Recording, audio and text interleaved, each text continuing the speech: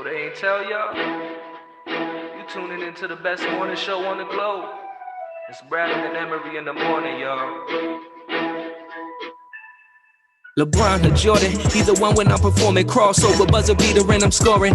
Rattle and Emery in the morning. Every play they on it. Every day I'm balling. Who's the coach? Who's the GOAT? Like Brady and Belichick, best show on the globe. And they embellish it. Y'all pin Ziffy, I'm Ken Griffey or maybe Mahomes. I stay in the zone, whether man to man or play in the zone. They can't stop me. Mayweather boxing, Curry with the shot, man. We just the best to be. Can we have our SB, please? This was meant to be. Every morning with Bradham and Emery. Have successfully.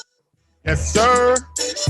You know the vibes. We back. Brian Emery in the morning. Marques, Brown, Justin Emery. Yo. What up, man? Big nor'easter talk. Yeah. Big nor'easter talk.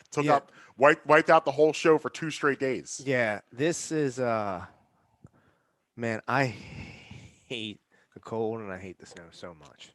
I'm so done with this. I had a mini breaking point yesterday when I was texting you.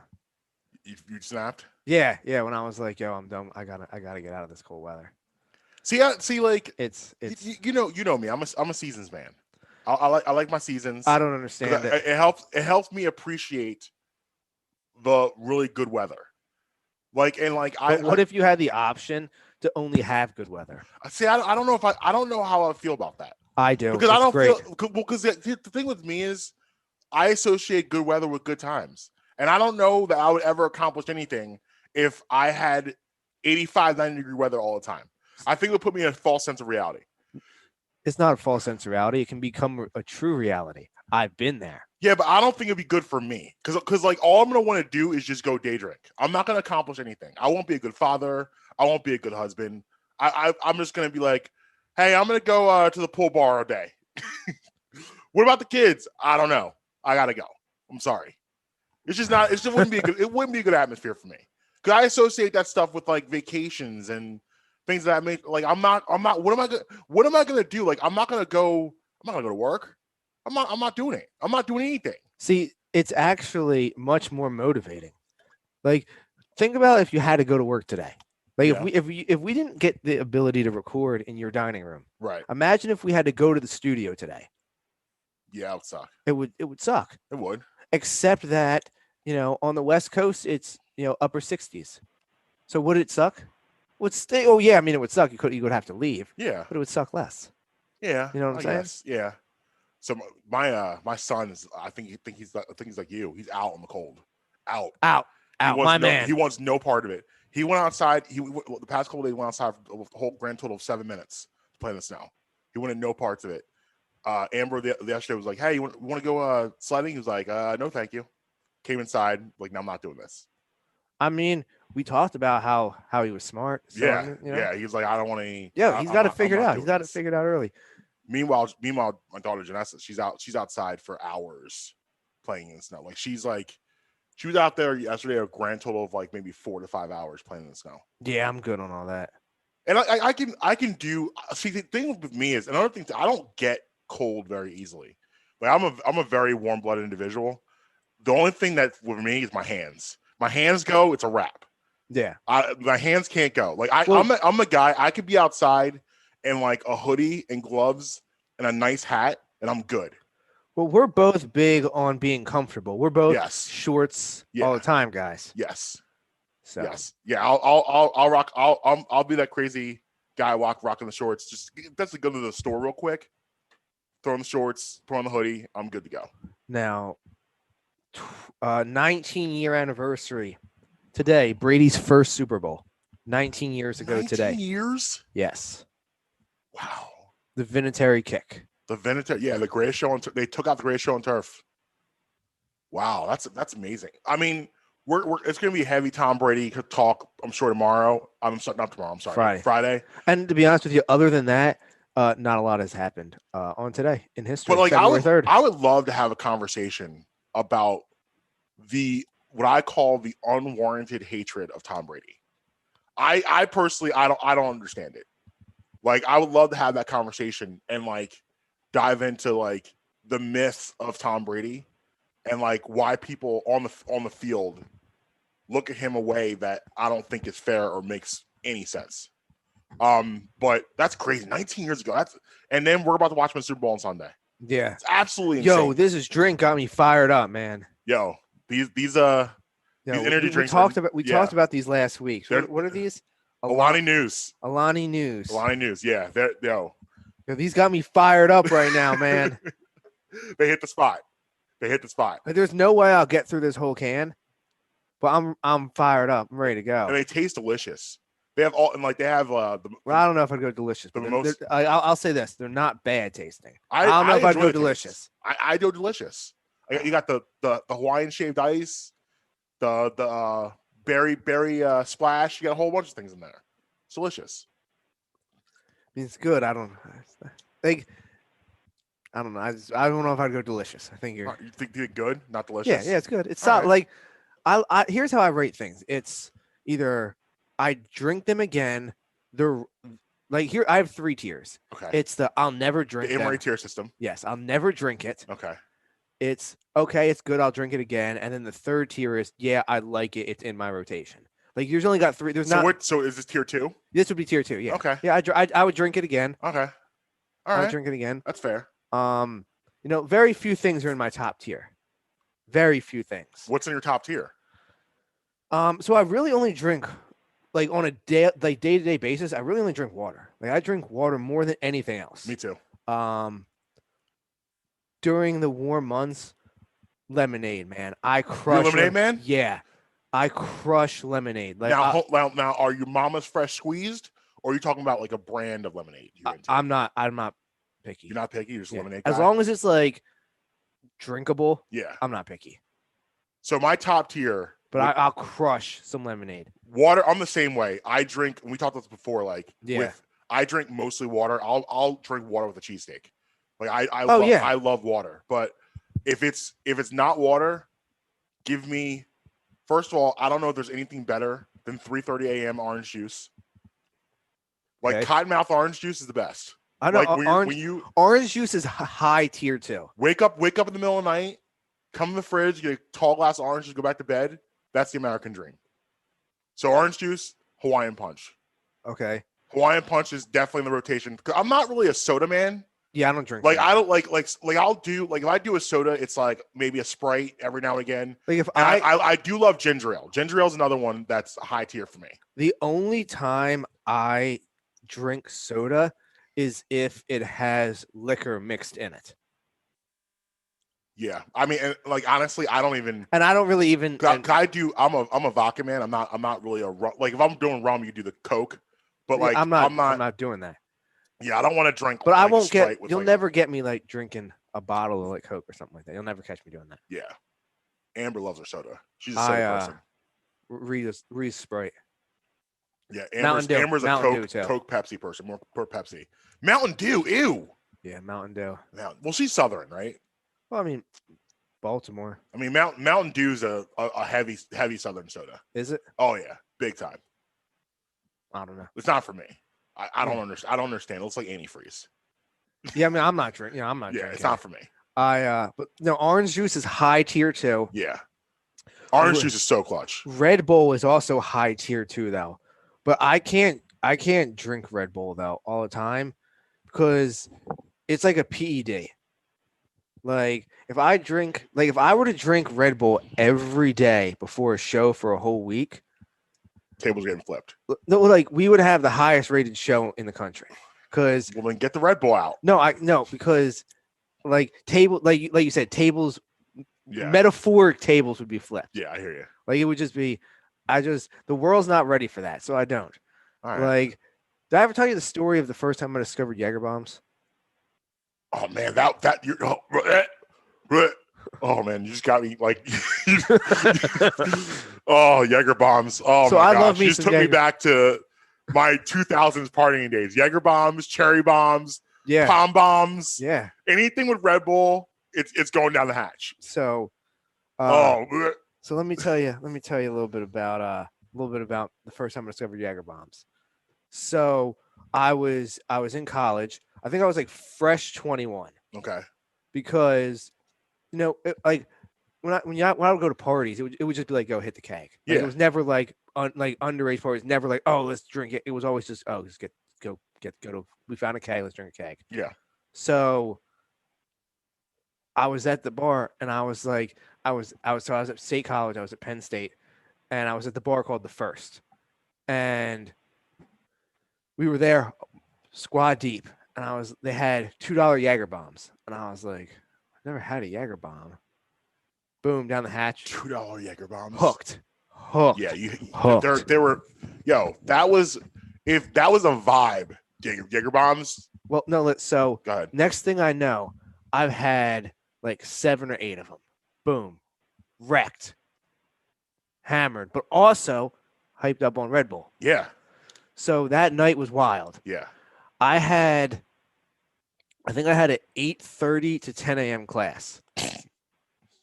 So now most days it was I didn't have a problem getting there because I get it, everybody knows I get up. You weren't on Jaeger bombs. Yeah, most days. most days I'm on Jaeger bombs. Yeah. So I wake up. It was different. I wake up. It's 10:30, and I'm like, well, I'm obviously not going to class today. Right. My day is now over. I was like, I got to figure out what is going on with these Jaeger bombs. So I go to the store. I pick up a thing of Red Bull, thing of Jaeger, call over some of my neighbors. Yo, guys, sorry I missed class, but let's keep drinking Jaeger bombs. What? So next thing I know, by like 1 in the afternoon. You were addicted. Yeah. So next thing I know, by like 1 in the afternoon, I have sucked down we sucked down a whole case of Red Bull and a whole handle of Jaeger by like 1.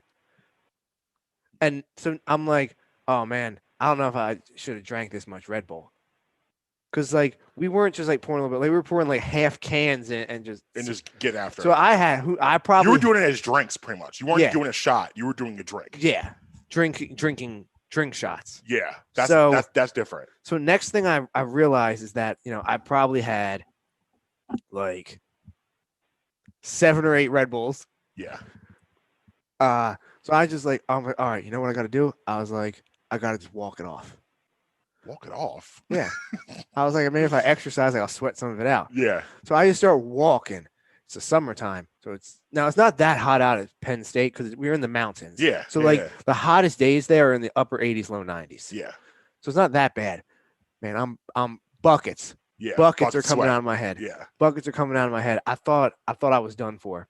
I didn't sleep for like 2 days.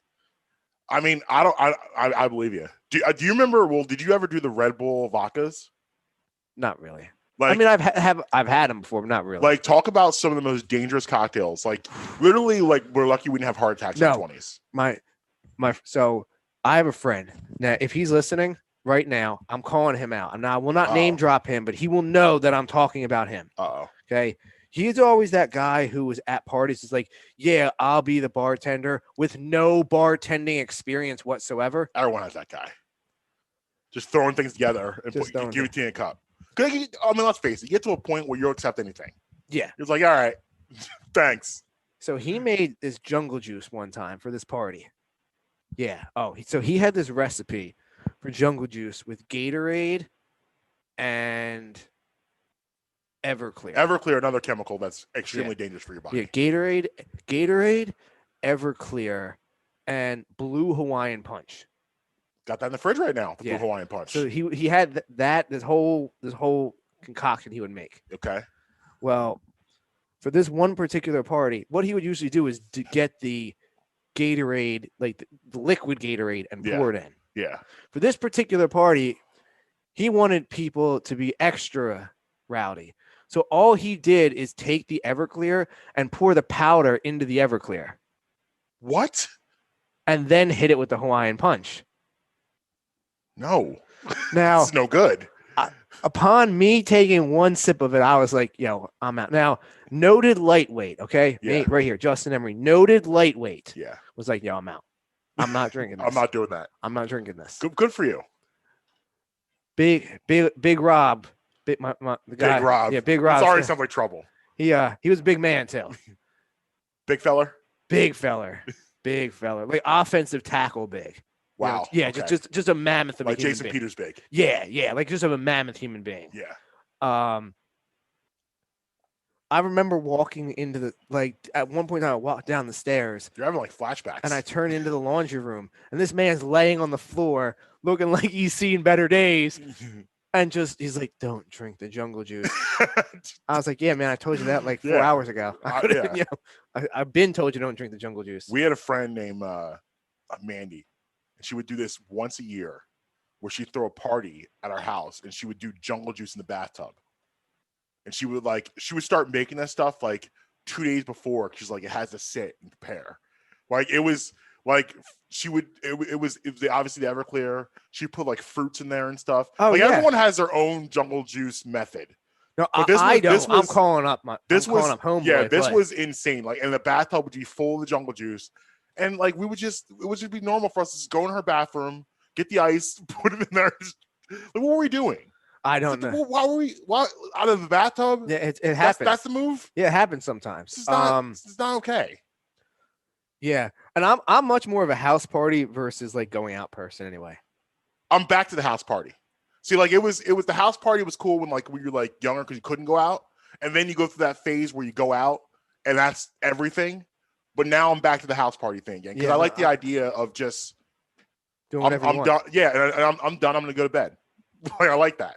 Yeah, no, I'm big on the house party. And now that my friends are grown up and like I was from the school of like when I was younger, you never throw a party at your house. No. Ever. No. I'm gonna tell my kids the same thing. Like when you're young, you don't throw parties at your house because anything that goes wrong is your fault. But you go to a party, it doesn't matter. It's not your fault. Now I'm not saying go destroy someone's house, but if something happens, you don't have to worry about it because it's not your house. You never throw parties at your house. But now I'm older, I don't have to worry about tables getting broken. Like, bro, you've been to house parties before. You've seen some wild things happen to people's houses. Oh, yeah. And things be destroyed, windows broken. Because, like when you're, like, again, when you're young, have you ever thrown a really epic party at your house? Yes, I did. I actually lived 5 minutes from here with a buddy of mine. We had a house together. It was a rancher.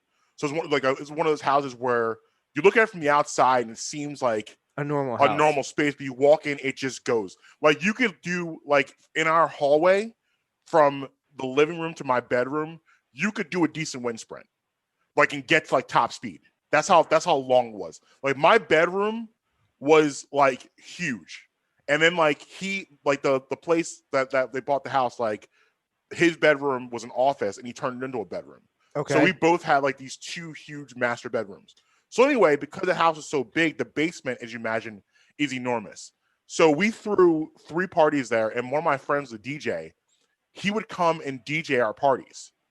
Like it was awesome. So like we would have him, he would come over there, he would DJ, and like it would be packed. It would be absolutely packed. Like legendary style parties. And it was so cool because like he had real DJ equipment, like the subs, and he would bring all of the lights. But like you would go outside, you would hear like a faint of the bass, but you couldn't hear it because the noise was trapped inside. Like literally, it was like people walked in and was like, "Yo, this is like a club. You guys could literally charge admission to get in here." Like we got to the point where like the last party we threw, like here's another rule. Here's another great party rule. When you throw a party, you got to treat it like you're at a bar. You need to shut everything down at 2 a.m. Because if you don't do that, things are gonna get weird after 2, and you're not gonna be able to control the dynamic anymore. The last party we threw, we were just having a good time, and the DJ, he usually doesn't drink there, but he was drinking. He got drunk. I start DJing. So we're at 4 or 5 in the morning, and things went off the rails hard. Like it was a fight between 2 friends. One of the friends got messed up really bad. His wife called the next day, like, "What happened?" His face is all messed up. Then you had like we left the garage door open, and it was just like randoms just in our like, and it was bad. But a lot of that had to do with the fact that like we went way past the time we were supposed to go. Because you're not supposed to do a party till 5, 6 in the morning. It's not supposed to be that way. You need to shut it down like a bar, like 2 a.m. Turn the music off. You can have a couple of your closer friends still hanging out, but everybody, the majority of people, they got to go. You got to do it that way. If you don't, you're gonna be in trouble. But yeah, it was epic parties. I only threw one real banger, It was at my apartment in college. Okay.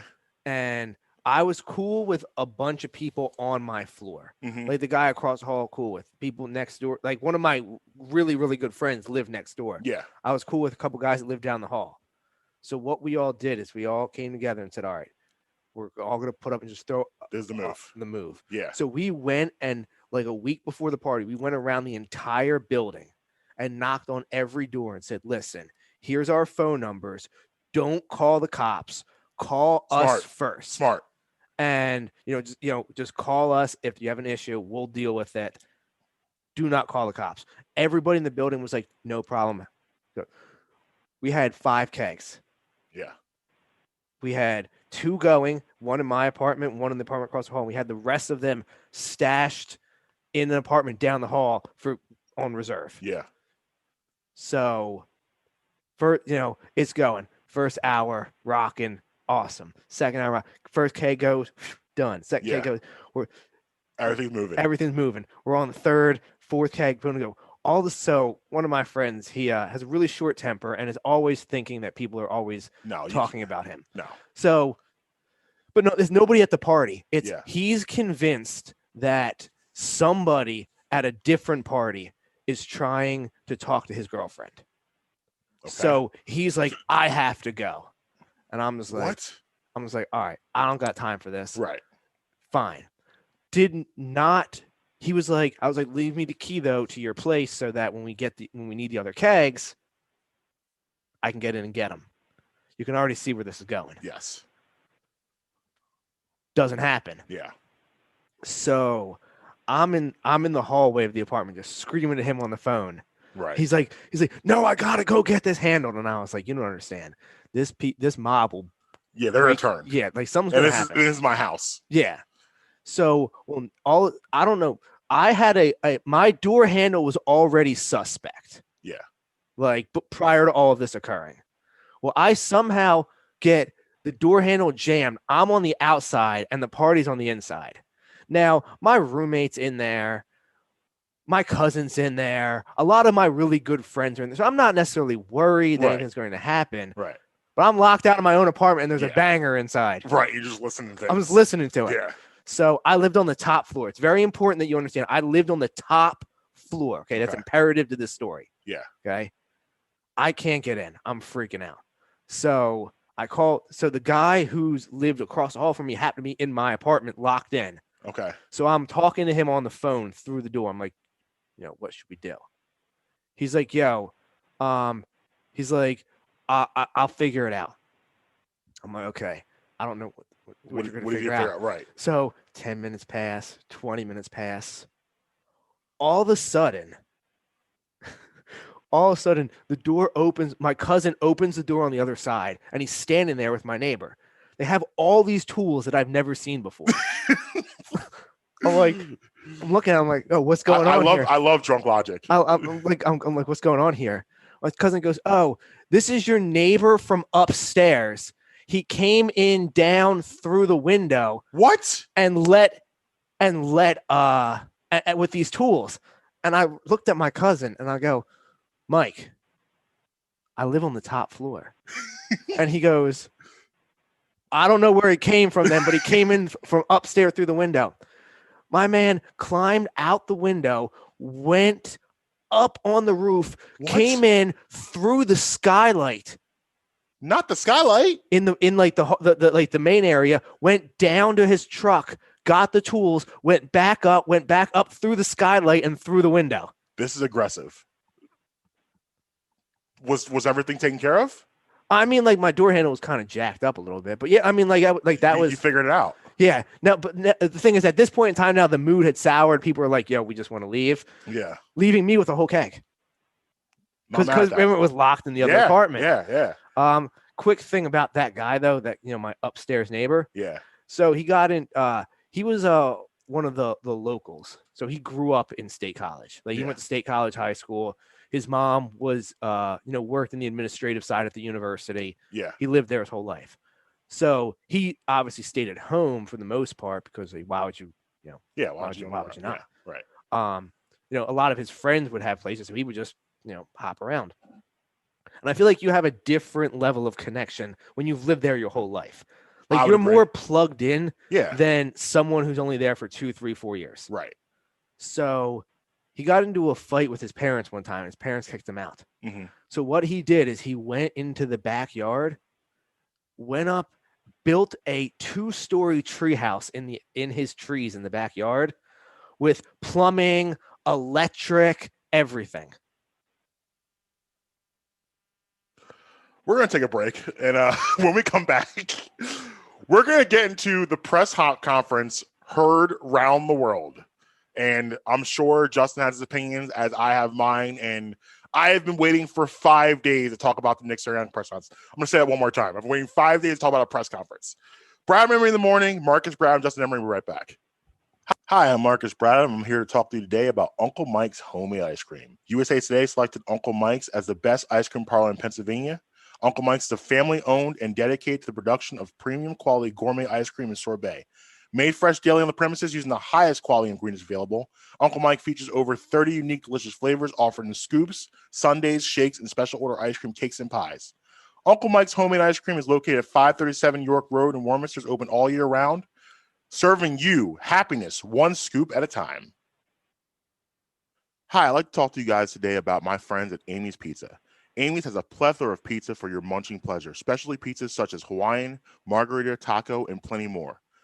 If the sandwiches you're into, they've got those too. Cheesesteaks, burgers, hoagies, even gyros. Amy's offers pickup and takeout options, but they're also available on Grubhub. Amy's is located at 332 York Road in the heart of Hatboro. Call them at 215-957-1000. Again, that's 215-957-1000.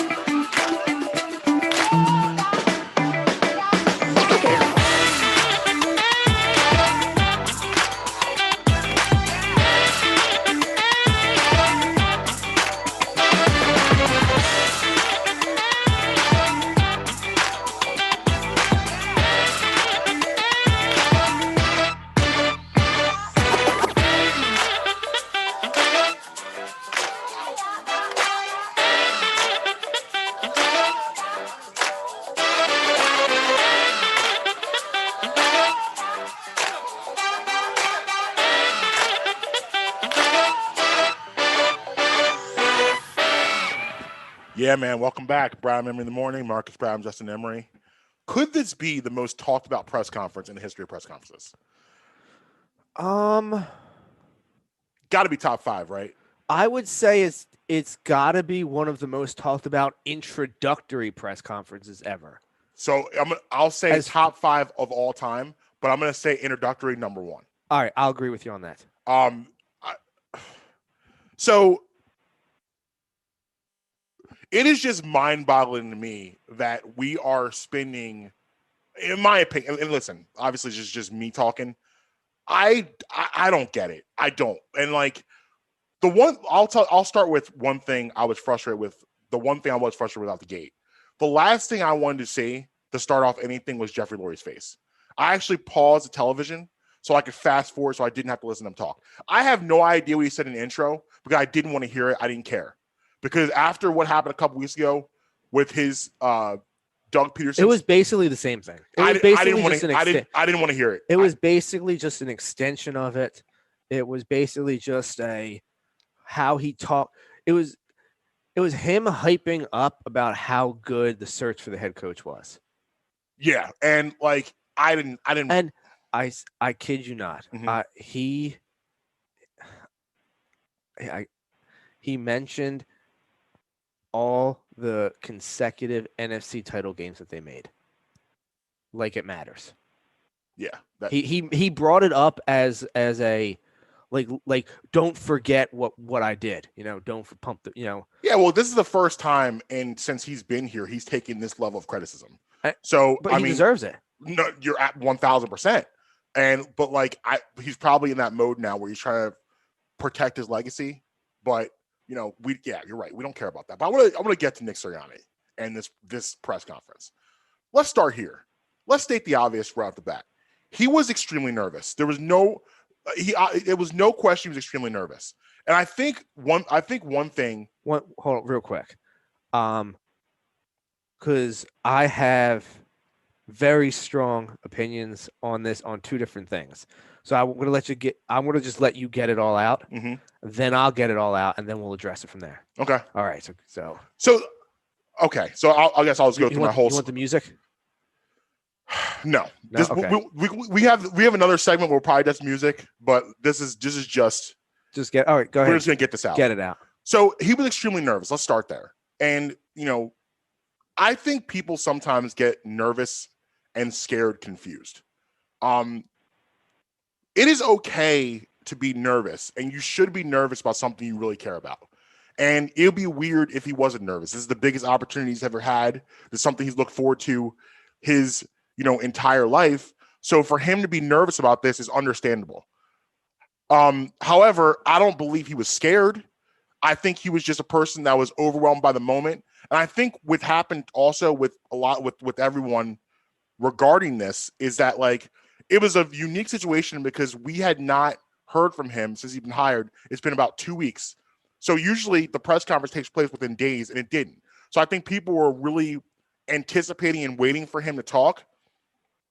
But I feel personally people are being way too dramatic about this press conference. I think people are blowing this way out of proportion. And like, this is why we can't have nice things. Like, listen, I can't tell you that Nick Sirianni is going to be a great head coach. But what I can tell you is I can't determine that based on a press conference.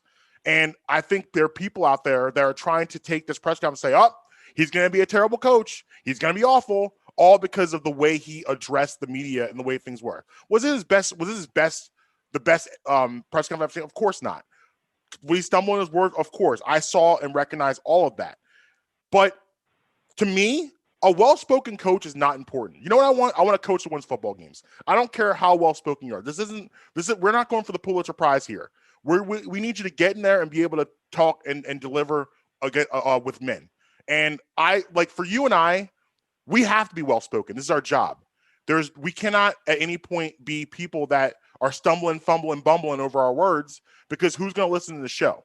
This is our livelihood for us to be well-spoken.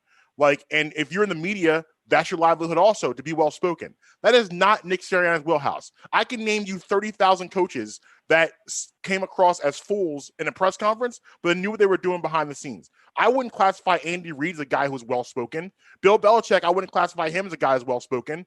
However, Brett Brown, I would say, is a very well-spoken guy. How did that work out? Worked out terrible. He doesn't know what he's doing. We'll get into the Sixers later and how great they look. But I believe personally that, this was just so overblown. Now, I'll go to my next point.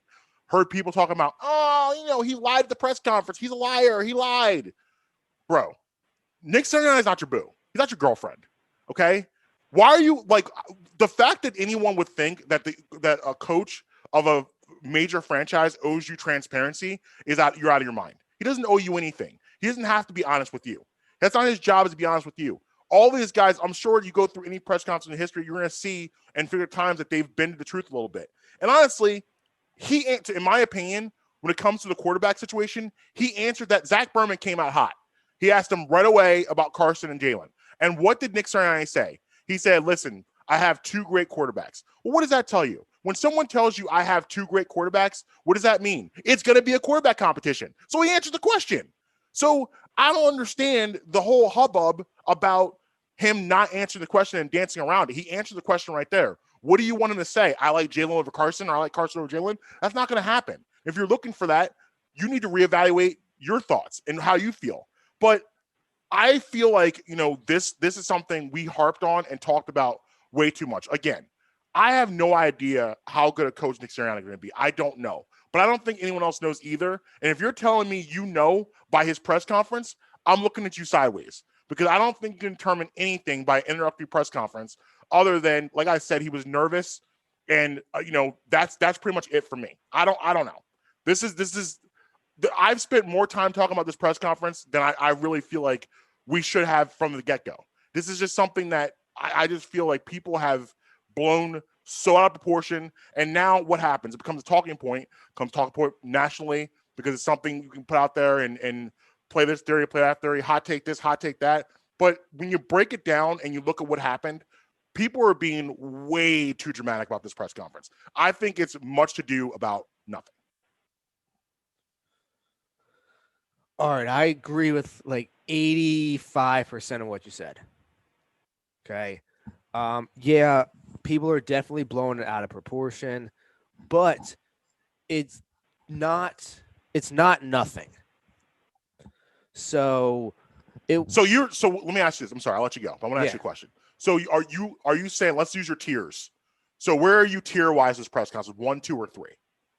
As far as like 1 being not concerned, 2 mildly concerned, 3, what was that? I'm out. I'm like literally dead flat. I'm in the middle of number 2. All right. I just wanted to hear we were. Yeah, no, I'm dead in the, so here's how I view it. It doesn't mean that he's going to be a good coach. Yes or no? No, of course not. Like we don't know. It doesn't mean, or I should say, let me rephrase it. It doesn't mean he's going to be a bad coach. No, we don't know. It means it has no bearing on that whatsoever. Number 2, he was hired and kept in the dark for almost 2 weeks. Yeah. Now, I don't think that was his doing. That was the team's doing. We're not going to do the press conference yet. So I don't hold that against him. But you had, 9, 10 days, 11 days? You should have been coached up on what you were going to be asked. Should have been coached up on answers. Now, I'm not saying that he wasn't, but it didn't look like you were. Number 3, you got to know the team president's last name. Okay? It's Don Smolensky. Okay? Don Smolensky. I don't even know what he said. I think he called him like Sawarski or something. Right, yeah. Was not that it. So you got to, number 1, you should always know your boss's name. Okay? Quick side story real quick. Years ago, when I had first got out of college, I was sending out mass applications everywhere. And there was these 2 women that were editors at different stations that had very similar names.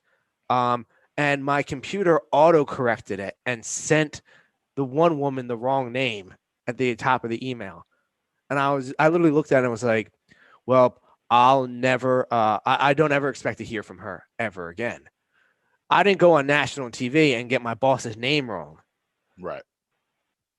He said a couple of statements he made, I don't think were the right thing that he should have said. He said a couple things where he contradicted himself. Now, is he lying? I would not go as far as to say what some people are saying where he's been lying. Very dramatic. Very dramatic. But did he have some contradictory answers throughout the press conference? Yes. That's fair. At one point in time, he says that he, you know, part of it was that he's seen a lot of game tape from the previous seasons, and then when asked what he likes on tape about a specific player, he comes back and says, well, I really haven't watched that much tape. Well, have you watched a lot of tape or have you not watched a lot of tape? And I don't care if you're just trying to sidestep it, the question. Yeah. Personally, it doesn't affect me. My issue is, what if you really haven't watched that much tape? Yeah. Now we have a major issue. So, in conclusion to my thoughts of the whole press conference, you only get one chance to make a first impression. And it was very lackluster, disappointing, and severely under the mark. If this guy is supposed to be one of the, you hear this new breed of NFL coaches, young, offensive genius, like these charismatic guys, that left something to be desired. And here's a thing that I do not want to get brushed under the rug because I think it's important that you listen to, that it's, stressed. He was talking to a computer monitor. Okay. I understand. Oh, he was nervous. I get it. Mm-hmm. Okay. I understand getting nervous and all that kind of stuff. Yeah. But you were in a room by yourself talking to a computer monitor. That's not necessarily a situation to be nervous. Like, if he was standing in front of, like, what's he going to do when he comes out after the Cowboys beat the Eagles in Philadelphia? What's he going to do when he has to step out in front of the media after training camp at NovaCare Complex? I don't think we're that far off from things we're saying. We disagree slightly on some things. I will say, like, I think the monitor thing is unfair because at the end of the day, some people, what's behind that monitor. But I think some people cannot handle. Some people can't handle that. But here's the thing: if you're hired as a coordinator or Mm-hmm. a position coach, that's fine. As the head coach, you are now CEO of the team. Yeah, you are now unless you have a Tom Brady, a Mahomes, and even in Mahomes' case, and even both of those, they have high-profile coaches. But in a lot of cases, your head coach is the face, both business and on the field of your franchise. right. He needs to be able to do that. I mean, I agree with you. A lot of people were bashing Carson Wentz when a couple of months ago when he would come out with the backwards hat and all that. Now I don't care about I don't care about that. Yeah. And a lot of people were saying, well, what if he has to sit there and meet with the sponsor of Lincoln Financial, something like that. Right. I don't care. The person from that representative of that company doesn't care what Carson looks like. They get to meet Carson. Right. You know who they do care? What they talk and see and look and sound like? The head coach. Right. So is it something to be freaking out about? No, don't freak out about it. But it's not nothing. Yeah. And I look at it from the standpoint of I'm not willing to write him off based on what I saw Friday because I think that's irresponsible. However, I'm not going to it can't this has to be better. You got to get better at this stuff. It just can't be brushed under the rug. You got to get better at this stuff. But there are some people that don't do well with a monologue, but do okay answering questions. But here's the thing. He didn't do well at either. Right. I agree with you. But I just feel going forward though, this is something that I expect improvement on. Now, if we're having this conversation in August, then it's an issue. And that's something issue. But right now, after what I just saw, I just feel everyone's being a little dramatic. And I feel the Eagles right now are a soap opera, as we highlighted. The Eagles right now are a team. They're a soap opera. They're a team that we look at, and the music. You hear the music, and that's what it feels like. So people are looking at them now in those lenses. It looks like a drama. It looks like the Real Housewives of Philadelphia Eagles. That's what we look like right now. And this is the way people reacted to Nick Sirianni's press conference. The Real Housewives of Voorhees. Yeah, the way people reacted to Nick Sirianni's press conference was how you would react to a soap opera or something with drama. And I feel like overall, we've got to be better. We've got to be better at, reacting to things like this. And I know people are frustrated with the team, as am I, as am you. But I'm not going to sit here and write off Nick Sirianni for one terrible press conference. I'm going to need him to do better. But, I also at the same time am not going to say, oh, he's going to be a failure because he couldn't figure out how to speak to the media. I don't think that's fair. Yeah, we both pretty much said it's not anything to freak out about, but it's not nothing. Like if I'm sitting here, I'm okay with that. If I'm sitting here taking notes, I'm adding this to my notebook of things to keep an eye on in the future. Yeah. I'm not going to. It doesn't get up. It's when I make I write down lists all the time. Yeah. Boom, everything. Yeah. It's always two columns. Yeah. The plus and the minus. Yeah. This is something that wouldn't get put in either column. It gets put as a footnote just to watch. I mean, listen to the local radio media. You would think that Nick Sirianni committed like slaughtered a cow on national television. Like that's how that they were talking about him. Like you should have heard some of the conversation, and that was like, whoa.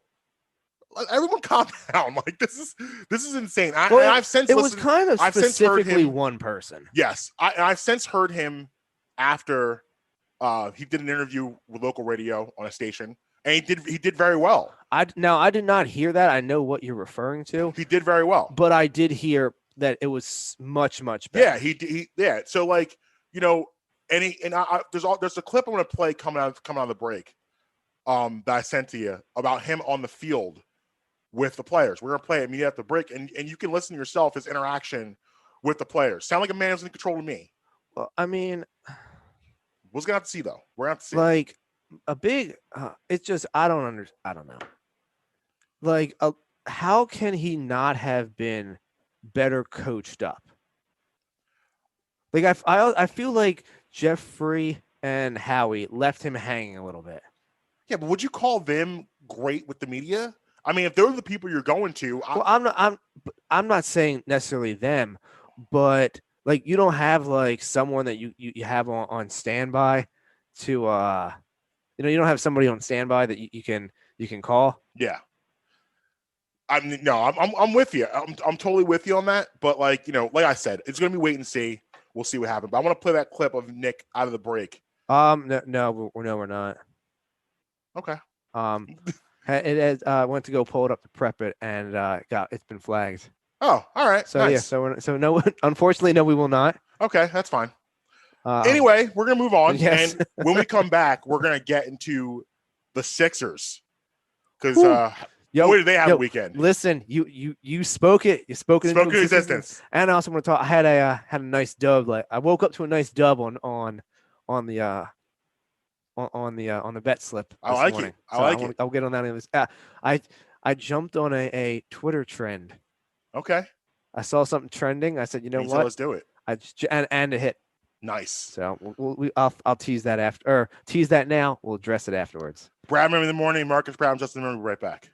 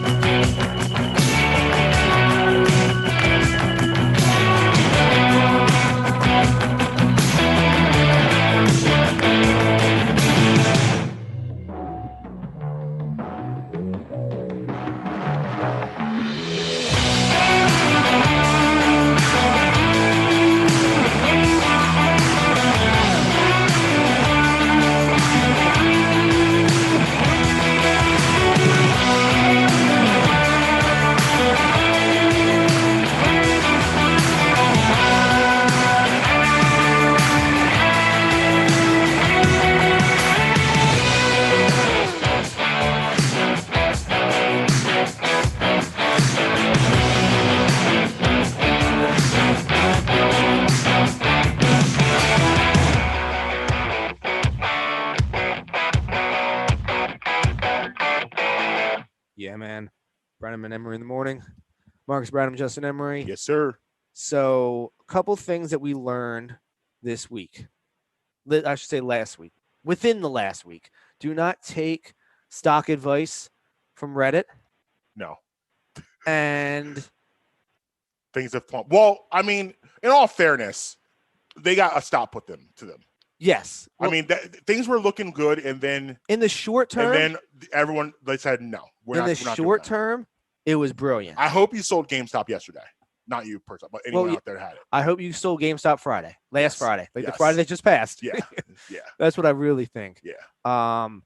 But another thing that you shouldn't do, take advice online, which I did, is if something's trending on Twitter, you probably should not bet on it. But I did. Okay. Yesterday, top trending right around 9:15ish. Mm-hmm. Celtics minus 2.5 yeah, was the top trending thing. Yeah. My Celtics won by 4.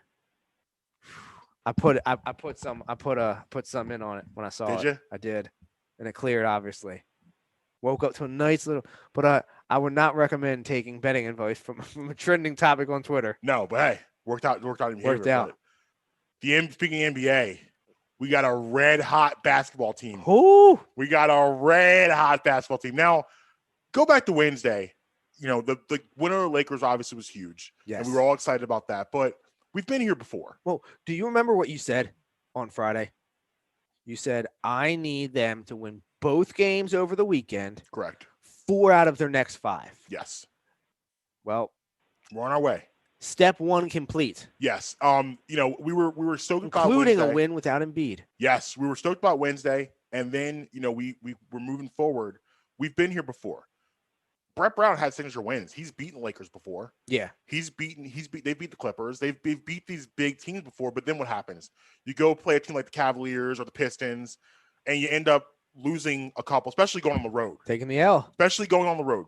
So they go Friday and play the Timberwolves, which is one of the worst teams in the NBA, which in other years would have been a loss. Stomped them out. Embiid 38 points in about 20 minutes. They looked great. Just totally took care of business as you should against a bad team. Yeah, good teams have to beat the bad teams. Right. That's how you get number 1 seeds. It's not what you do against good teams, because most of the league, if you think about it, are mediocre to bad. So you got to take care of those teams in order to get top seeds. So you get to Sunday now. Now this Sunday. Sunday is where it gets interesting, because you find out in the day Embiid's not playing. The back's bothering him. He's still a little from LeBron from falling on the floor on his back. Still a little sore, so he's out Sunday. You're down by like 14 in the fourth quarter. Now here's what I love. We have a coach that can make adjustments on the fly. The Sixers, according to Tobias Harris, practice zone for all of maybe 4 minutes during training camp. Doc decides, let's switch to a zone. Sixers didn't go on a 33-8 run and steal the game. No, not just any zone. What kind of zone was it? Shout out to the late great John Chaney, the matchup zone. Gotta love it. I'd love to talk about him for a couple minutes, because like I'm a Temple man, but like admittedly, I know nothing about him, so I will just sit back and listen during it. Yeah, that's fine. But that was a cool shout out to Coach Chaney with the matchup zone. And it worked. It worked. It worked. And like, not just having the wherewithal, and this is where Brett Brown struggled, is that when things were going bad, he had no idea how to stop the bleeding, no idea what to do. And like, that's a game last year the Sixers lose because we're down 15 in the fourth quarter. That's it. How many fourth quarter comebacks from the Sixers can you really think of the past couple of years? Not many. It is so unmemorable. Yeah. That I would have to sit here and look it up. Yeah. I mean, I'm sure it's happened once or twice, but it's not consistent. But you have a coach that's willing to make those adjustments and it's figure things out. Because listen, we talked about this on Wednesday. Going into this year, neither you or I thought it was possible for the Sixers to have a number 1 seed. Didn't see it at all. No. But now you look at it, you're top of the conference. You know, the Bucks are struggling, the Nets are struggling. The Nets won last night. They beat Clippers last night, but they lost to Washington a couple nights before. they're still trying to figure out their big three. Milwaukee, they're peaks and valleys. They're struggling also. So you have a shot right here to really come up and snatch this. Also, like we talked about before, the Raptors did not get off to a great start. They're probably going to be that 6, 7, 8 seed. Real quick, Raptors last night. Fred VanVleet Went off. 46. What do you have? 54. He broke. With 54. He broke the record for the most points ever by an undrafted player. Yeah, he snapped. Yeah, 11 for 14 from 3. Ridiculous. And he was shooting some healthy threes last night too. Yeah, they were some distance. I mean, he usually does. Yeah, but they were hitting the bottom of the cotton yesterday. Yeah. Well, yeah. So like you look at this now, it's time to get greedy because again, what do you do best? You play best at home. So let's get that number 1 seed. Let's lock it up. Let's keep it going. So now I think my expectations have to change a little bit about this week. Let's go for a sweep. Let's get 5 out of 5. Let's get greedy now. So who do we got tonight? So tonight you have. I never really look at who their matchup is up until it's time to pull up the FanDuel. Right. So you got the Hornets tonight. Okay. Oh, yeah, I did know that. Yeah, you got the Hornets tonight. Should be a dub. Is Embiid playing? You'd have to assume. I think so, but you're probably not going to know till later today. And then you got the Trailblazers at home. Looks like a national TV game at 8:00. I think that. And then you got the Nets at home on a Saturday night. Saturday for the Super Bowl. That'll be a big one. Ooh. And then you got a West Coast trip. So let's go 2-1 in these next 3. Let's go 2-1. Let's get this dub against the Hornets tonight. Let's get that Trailblazers dub, and then let's get greedy on Saturday. I can get behind it. I don't think that you're going to be able to win all 3 unless Embiid plays all 3. Well, he's definitely playing Saturday. You got him on Saturday. I think you probably got him tonight, and you got him Saturday. You think Embiid scores 30, 35, 40 against that no defense Nets team? Well, who's guarding him? I mean, who are they guarding, period? Right. I mean, they gave up 149 points to the Wizards. They gave up 149 points to the Wizards, and it didn't even go to overtime. It was just a regulation game. So, I mean, you had a 149 to 148 game, I believe it was. Almost 300 points scored in a regular, no overtime. It's an all-star game. Not all-star game. It's like an all-star game. So nobody's stopping anybody. They don't play any defense at all. Their defense is their offense. Right. And and the thing is they've depleted it. Like, you don't have a guy right now that you traded away their best option to guard Joel Embiid. You traded him away. So now you have 45-year-old DeAndre Jordan and Jeff Green to contend with Joel Embiid. It's gonna be food. It's gonna be food. He they have no one and the thing is too, defensively, the Sixers match up okay with the Nets. They have guys that Ben Simmons on Durant. Listen, Kevin Durant is one of the best offensive players we've ever seen. I'm not gonna sit here and say that Ben Simmons can stop him. But can you slow him down a little bit? Is that fair? Oh yeah, I think so. Then your perimeter, you have Seth Curry on Kyrie, probably. You're going to have Danny Green there as above average defender. And then you have Embiid as your rim protector. So defensively, Matisse. Right. And you have Matisse off the bench. So you're in position. You have bodies to throw at them. Exactly. You're going to be able to, they're not putting up 146 on the Sixers. No. That's not happening. So, and Durant, the thing is about Durant actually, when he wants to be, is a really good defender. It just depends on what day it is and what he wants to do. But Harden, but even Durant's not stopping Embiid. No. Embiid is going to he won't match up with him. And you want Durant to be able to score. And what you're starting to see with Embiid is he's starting to get the superstar calls. Yep, because he's playing like a superstar. Eastern Conference Player of the Month. Doc Rivers, coach of the month. That's right. So he's getting those calls, and Embiid's even when he wasn't getting those calls, Embiid has always been really good at drawing fouls. He's always been really good at that. Now he's getting those calls because he's playing like an MVP. I mean, I'm gonna say something crazy right now. Okay. That's how I feel. This is the best Sixers season thus far we've seen since AI 2001. I don't think there's any doubt to it. And this is how that I feel about this team the way I felt about that team. Like when they're healthy, I don't see anybody beating them. I just don't. And this team is far more talented than that team was. But this team, that's how I feel. I think we are watching the best team in the Eastern Conference right now in real time. I agree. Now that's subject to change, obviously, with injuries and peaks and valleys. But like right now, this is the best team in the East, and they've been constructed the best in the East. And I gotta ask you before we go to break, how the hell did we end up getting Seth Curry? Like, what were the Mavericks thinking? Daryl Morey, man. I don't understand. Listen, Seth Curry, I've had my eye on him since a free agent after Portland. I wanted them to bring him here then, and I was bummed out they didn't do it. They had a shot to get him before he went to Dallas. I always thought he would be a perfect piece here, but once he got to Dallas, I thought there was no way in the world to let him go. And you see the effects that's going on out there. Like, they're struggling because they don't have the shooting they had last year around Luka and Porzingis. And Porzingis is not playing that well because he come off an injury. So it's interesting to me that I don't know how we ended up with Seth Curry, but we can't let him go. Yeah, ever. I mean, he's playing significantly better than I thought he was going to be. I think he's playing better than we all thought he was going to play. I think he's playing a little bit above his ceiling right now, but I think he might also be playing with his best surrounding cast. That's it. And that's what's helping elevate him as well. 1,000%. That's it. He's playing with his best surrounding cast. Like, Ben Simmons lives to play with guys like Seth Curry. And then you have a big man also that's becoming a better passer out of double teams.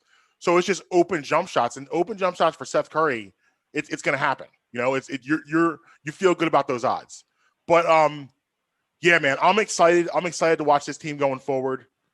I hope they stay on this trajectory, because if the Sixers can lock up this number one seed and you have to come through the Wells Fargo Center to go to the finals with fans back in the building, man. I also man. On the other side of the break, I got to drop a national media hot take I heard today. Oh, Lord. On the NBA MVP race. You're not going to like it. You're not going to like it. All right. Well, whenever you say hot take, I already know I'm not going to like it. Brad Emery in the morning, Marcus Brown, Justin Emery. We'll be right back.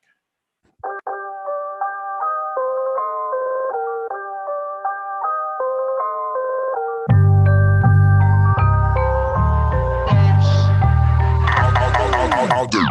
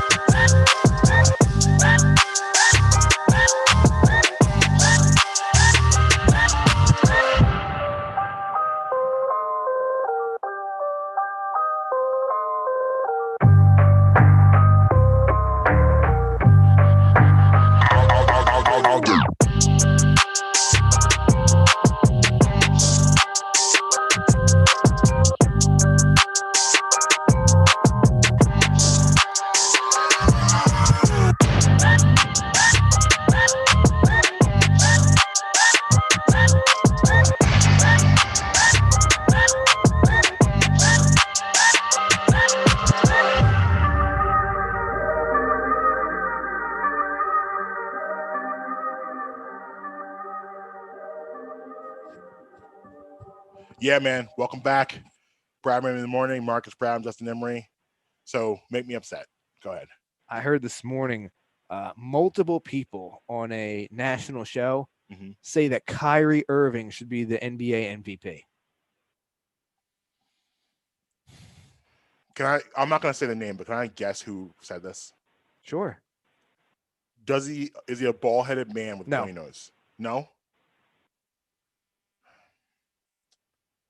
Was this on the station with the first letter being a vowel? No. This is not someone that you think it is. Give me a hint about who said this.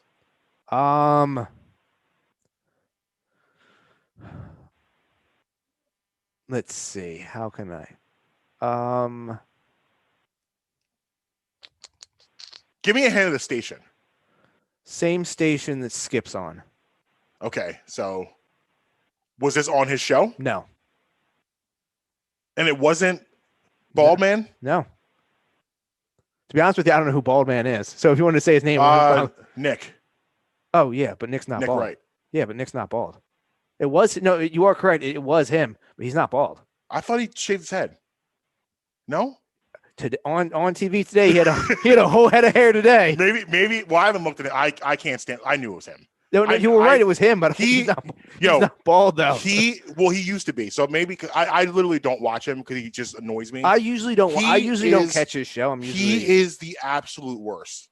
Worst. Pretty bad. He's pretty bad. And like this is like that's why when you say something that absurd, there's only one person on the planet that would think would have that foolish of an opinion.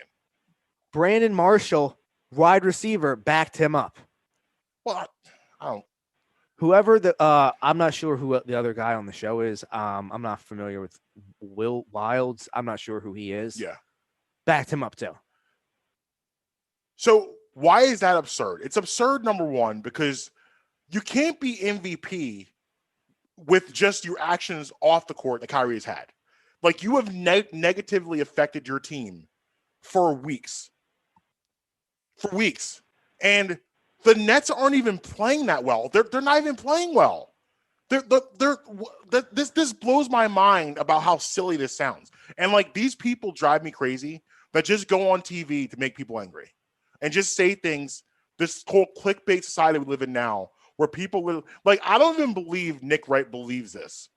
He can't possibly be watching basketball and say to me that Kyrie Irving's your MVP. Like, come on. But that's insane. Like, Kyrie Irving shouldn't even be on the ballot for MVP this year. Like, if one guy from the Nets that I would listen to is Kevin Durant, I'm always going to listen to that argument. He's like on the LeBron tier where they probably get MVP at any point in time. But Kyrie Irving is not on that list this year. Absolutely, positively, no way. Like, yeah. Oh, he has hair now. He does. I see it. Definitely his hair. He did there was a period of time he didn't. He was cue ball. I mean, he very well could have shaved it, but like, all the pictures that you see popping up of him with. Yeah, he is. Yeah, he's got. Yeah, he's one of those guys that's kind of come on the radar in the past couple of years for saying outlandish things like this and trying to be some sort of outlier. And like these people just drive me crazy. Especially like I will listen to a wild argument. I'll listen to someone and like I'll listen to a wild opinion if you could have some basis for it. But it's obvious this has no basis at all. There's no argument out there you can make for me that I will listen to with you telling me that Kyrie Irving's the MVP of the NBA. There's a reason no one's talking about him for MVP. It's not a thing. He also is getting a little nauseating with his Mahomes fandom. He's not a bandwagon. I give it to him. Born and raised in. Well, I don't know if he's born, but grew up Kansas City. This is not a front. He is a Chiefs fan. Yeah. So I'm not calling him a bandwagon jumper, but I mean, he's trying to take the Skip Bayless route, but he's not nearly as entertaining as Skip Bayless. Like I disagree with Skip Bayless on a daily basis. Like probably 95% of the things coming out of Skip Bayless' life, I'm like, no, that's crazy. But Skip Bayless is wildly entertaining. Like. And we've talked about this before on and off air, where you can have a personality of a guy who you don't agree with, but you're still like entertainment and me agreeing with you are not mutually exclusive. Yeah. But I can realize and say this person's entertaining, but I don't agree with anything he has to say. Like even Shannon sometimes gets wild. I'm like, what? But he's super entertaining. Shannon is. I don't put Nick Wright in that category. I don't find him entertaining at all. I find him annoying. Here's the thing with Shannon is that he is slowly becoming slightly intolerable to me. Like a year and a half ago, I said he was the best person on TV. Mm-hmm. He's starting to become a character. He's starting to feel himself. Okay. Like he started the show very much as, and I mean, obviously Skip, as far as the media side goes, is the bigger star. Yeah. No question. When you compare Shannon's NFL career with Skip's media career, then, we can get into a debate. Yeah. But as far as just being on as an analyst, Skip there's a lot of people that can't touch Skip's career. Facts. There's a lot of people that can't do it. But now it's, they've been doing the show for 4 or 5 years now, and he's starting to be like, well, I can come out with these takes. Right. Because I'm Uncle Shay. Or what does he call himself? Shay. Shay, that's Uncle it. Shay. Yeah. I knew I was close. I just didn't remember these. Yeah, I guess you get to the point where you do start to, because it was when Skip first took him on, it was not, everyone's kind of like, huh? Where does this come from? But then it was like, you watch it's like, oh, okay. I get it now. Because Shannon was coming off of the CBS football. Yeah. I'm not sure what happened. I'm not going to say he got fired because I don't know. But I know there was something. He wasn't there anymore.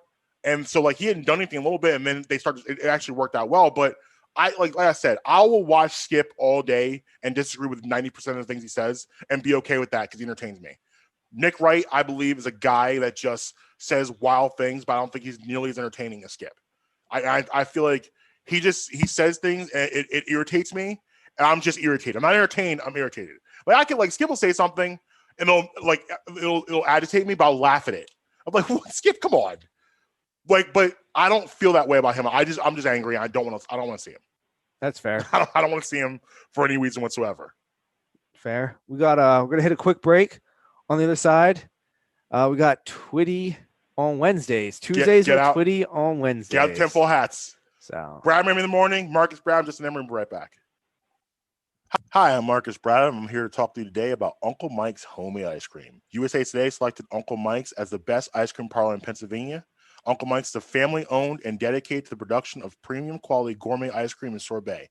Made fresh daily on the premises using the highest quality ingredients available, Uncle Mike features over 30 unique delicious flavors offered in scoops, sundaes, shakes, and special order ice cream cakes and pies.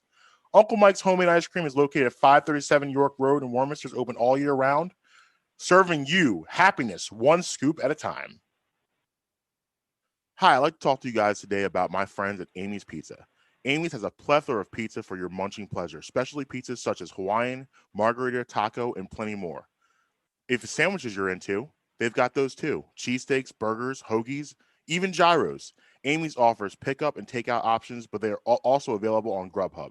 Amy's is located at 332 York Road in the heart of Hatboro. Call them at 215-957-1000. Again, that's 215-957-1000.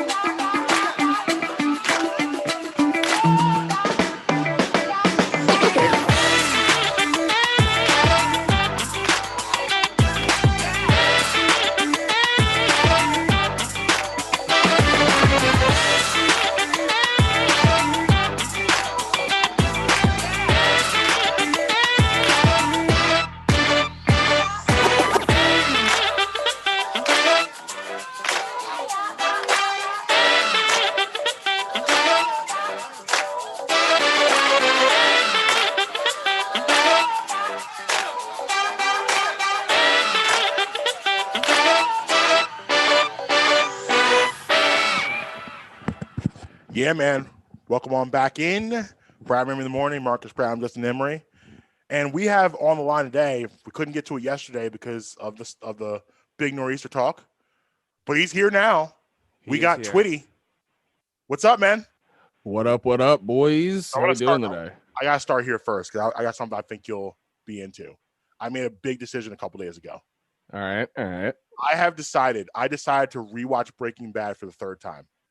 Ooh, that's a commitment, but I'm into it. MVP decision out of my, like, first of all, like I just finished season 1 and like I'm at that period of time where like it's been, so I watched it the first time back when the series first started. I got into it late. And then I watched it back with Amber because she had never seen it. So I was like, oh, well, let's watch it again. And now it's been like 3 or 4 years since we did that. So I'm in that period of time where I kind of remember some things and some things I don't remember. And I'm also seeing things from a different lens too. It's great. It's a great spot to be in. Let me ask you this. What were your thoughts on the movie? That seemed to be pretty divisive. I mean, I don't think that the Jesse Pinkman character is strong enough to live on its own. I agree. And I think that's a great way to word it. I think that's the problem, is that like I think people went into that movie hoping Walt was still alive. And that was definitely on people's minds. And that was gone within the first 5 minutes. So then you're like, you're kind of disappointed because you're like, oh, because now it's like you had, when the series ended, you had the like, well, is he alive? Is he not alive? We don't know. And you had that to live on. So then when the rumors started about the movie, everyone kind of got back on that bandwagon. Well, maybe Walt's alive. What could they do with Walt being alive? And that's kind of the main topic and the main point. Because like, in my opinion, it was like, there's no way in the world they're going to do a 2-hour movie on Jesse Pinkman. I don't think that makes sense. Especially because Jesse got really dark the last couple of years. Like, he was super dark because of everything he'd been through. Rightly so, but his character morphed so much and went to just a dark place. So like the movie had just this really, really dark feel for that entire 2 hours. It was heavy. Yeah, I mean, everybody. I was going to say, I wonder if I'm the ahead. only one who wanted it to end horribly for him. Like, and then I thought about that, and I was just like, oh, am I a bad person? Oh. Well, Pinkman was a frustrating character because like Jesse Pinkman was a guy that it always was something with him. You know what I mean? Like he was always having some sort of issue that, in my opinion, Walt had to solve.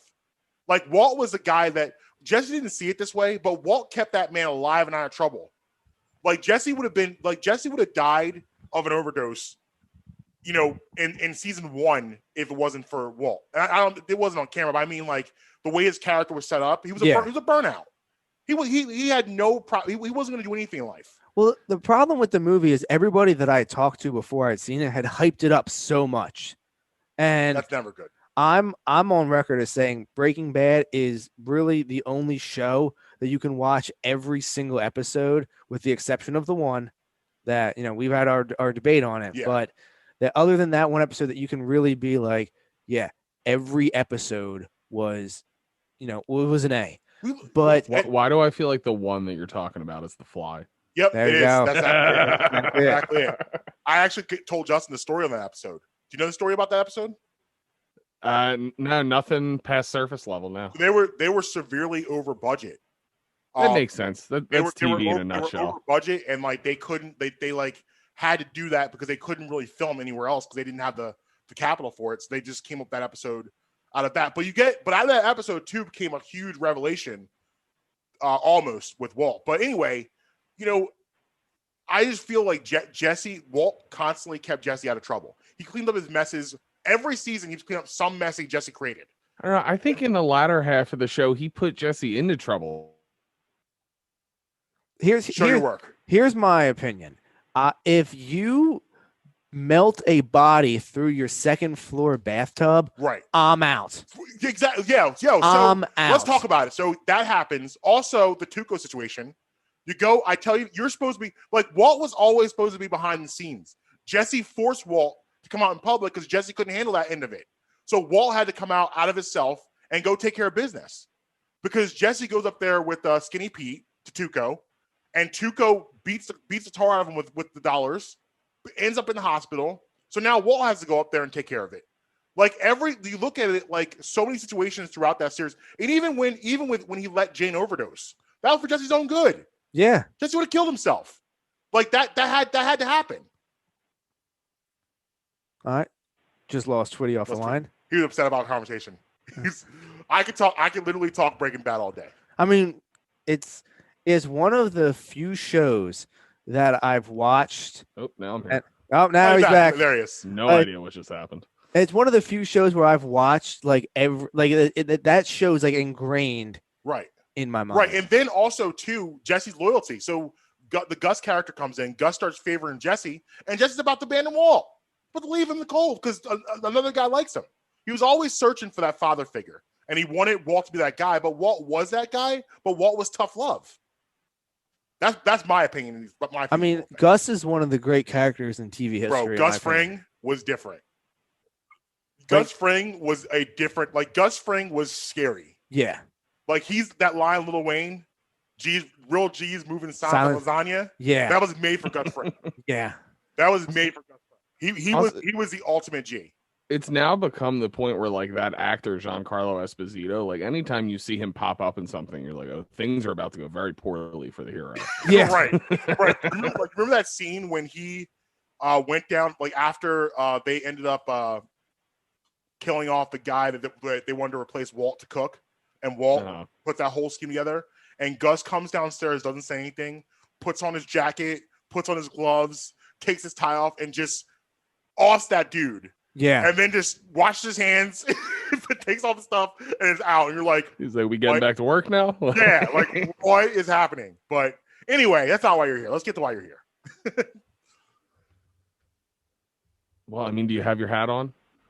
It's here. Oh, yeah. I put it on a commercial break. I wanted to bring some foil out of my kitchen earlier to crinkle on Mike, but I forgot to. Listen, all right. I can probably find a foil crinkle sound effect. Save your tin foil for cooking. All right. So this week I got for you. Humanity's folklore is often spoken of a land hidden from sight, tucked away in the bowels of the earth. The Greeks had Hades, the Celts had Cruachan, even the Hindus had Patala, among other cultures. But let's dive into what they all mean with the hollow earth. Despite all these cultural examples, the hollow earth was first proposed as a theory on a planetary scale in the mid-18th century. A lot of the source material from that time kind of just revolves around the same way as my opening paragraph, where these researchers were trying to rectify a lot of old myths about cultures and societies hidden within the planet beneath the crust. For my research, I found 3 very different descriptions of how this hollow earth would work in a geographical sense. One, you have a nearly completely hollow interior with humans, creatures, and plant life pretty much just living on the other side of a couple miles of dirt from us. Just live in very similar fashion to our lives. In this scenario, the core acts as a sun for the interior. Really, that one I just can't imagine being realistic. I feel like the planet would just fold from gravity. Then you've got a far more realistic scenario that I would refer to as more of a tunnel Earth. This version doesn't rely on completely rewriting everything we know about physical science, as these tunnels wouldn't require the whole planet to be hollow, just large caverns here and there with societies hidden about. The real caveat on this one is that there would have to be hard to traverse entryways hidden across the planet, and you'd think at this point we would have found something verifiable. The third formation is the one I've had the hardest time trying to understand. This is referred to as the concave hollow earth. In this theory, people presuppose that our society, as well as the entire known universe, is actually the interior hollow earth itself, and what we would be considering the hollow earth is actually the exterior. But I find myself unable to perform enough mental gymnastics to rectify that with my admittedly rudimentary understanding of physical science. Ultimately, there's not that much out on this conspiracy theory. Just a lot of old myths, a lot of popular culture stuff that makes it at the very least interesting. But one thing that keeps it on my mind is that it's not really possible to disprove it at this time, because as a species, we haven't drilled more than like 9 miles into the earth anywhere. But it's one of those theories where tons of different cultures had very similar stories long before the days of global connectivity. So that'll keep me thinking about it. Too long, didn't read The Hollow Earth. All right, I'll be honest with you. I'm not smart enough to grasp that concept. I have a potentially dumb question, but I'm going to ask it anyway. So, if the Earth is in fact hollow, where is all the water going? Like, where does the water sit? Does it just sit on the outside? Well, I think it's just that there isn't an opening everywhere, so it wouldn't necessarily have to go anywhere. But I still think that's a pretty reasonable question. If we're 70% water, where is it going if it's hollow? Like, I'm looking at, you hollow out something like that. You're telling me the water is sitting on the outside, basically. If I'm looking at this from a it's got. If the tunnel takes a couple turns, the water wouldn't necessarily continue flowing inward. Right. Okay. There's a lot. So, like, think about like an inner tube. Okay. Yeah. Like, you blow it up. Right. It's hollow on the inside. Right. Okay. Well, there's no water sitting on it on the outside. But if you have an inner tube with a cup holder, you can fill up that cup holder with water. Right. And it won't get inside the inner tube. Right. But how? But like. So the planet is an inner tube with cup holders. I just find it hard to believe that you're like, our planet is 70% water. So I just find we're 70% cup holders. I find that extremely hard to believe. Well, I mean, that to me I don't know how at some point how is that holding? You know, like wait until you understand the concept of Pangea then. What? Oh man. We're off the rails here. We're extremely off the rails. Twitty, I'm sure you're familiar with that. We're correct. Hello? Is he gone? Yeah, he's got just dropped off. Yep, lost it. Pangea. So yeah, no, I'll break it down for you real quick. So Pangea is the I don't even want to call it theory because I assume it's got to be based in some part of historical fact. But if you take all the continents on Earth, they actually fit together like a puzzle piece. Okay. Now you have to do some finagling, yeah. but for the most part, they fit together. All landmass on this planet fit together like one giant puzzle piece. Yeah. And it's the belief that tens of millions of years ago, all of the continents were just one massive island on the planet. And through earthquakes and plate shifts and all that different stuff, the continents broke up to what you see them are to today. Okay. So it was just one giant, massive earth-land island, and the rest of the planet was just water. There was no Atlantic Ocean, Pacific. It was all ocean with one giant